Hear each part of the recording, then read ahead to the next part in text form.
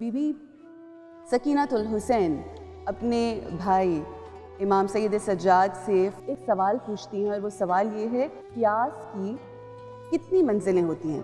تو امام سید سجاد بہت پیار سے اس کا جواب دیتے ہوئے فرماتے ہیں کہ پیاس کی سب سے پہلی منزل 4 منزلیں ہیں پیاس کی،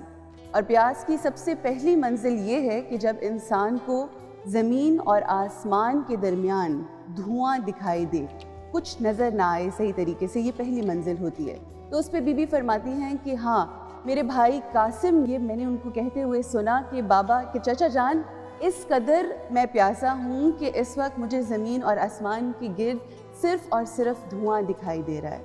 اس کے بعد امام دوسری منزل بیان کرتے ہوئے فرماتے ہیں کہ روزے کی یا پیاس کی جو دوسری منزل ہے وہ یہ ہے کہ جب آپ کی زبان تالو کے ساتھ چپک جاتی ہے۔ تو اس پہ بی بی فرماتی ہیں کہ ہاں، میں نے اپنے بھائی علی اکبر کو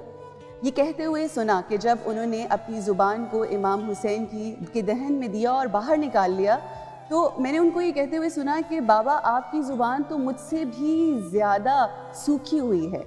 تو شاید میرے بابا اس وقت پیاس کی دوسری منزل پر تھے۔ اس کے بعد امام تیسری منزل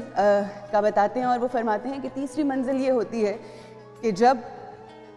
ایک مچھلی کو پانی سے نکال دیا جائے اور ریت کے اوپر رکھا جائے، اور وہ ریت کی سختی سے اس قدر تڑپ تڑپ کے اپنی جان دے دے، اور پھر بھی وہ اپنا منہ کھولے اور بند کرے، یہ تیسری منزل ہوتی ہے۔ اس کے اوپر بی بی سکینہ فرماتی ہیں کہ ہاں، میرا علی اصغر شاید اس تیسری منزل پر تھا جب کربلا کی ریت پر میرے بابا نے جناب علی اصغر کو رکھا۔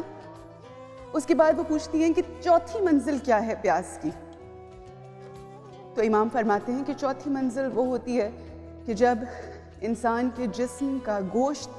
ہڈیوں سے الگ ہو جائے، یہ وہ وقت ہوتا ہے کہ جب انسان کے جسم کی نمی ختم ہو جاتی ہے۔ تو بی بی سکینہ نے اپنا ہاتھ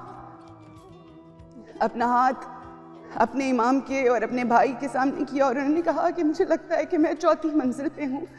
اور بان قریب میں اپنے اللہ سے ملنے والی ہوں، کیونکہ میرا گوشت میری ہڈیوں سے جدا ہو چکا۔ خواتین و حضرات، یہ وہ تمام منزلیں ہیں پیاس کی،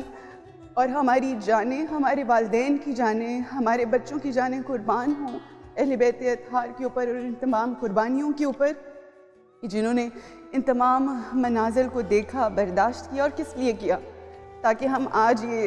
کھل کے لا الہ الا اللہ محمد رسول اللہ کہہ سکیں۔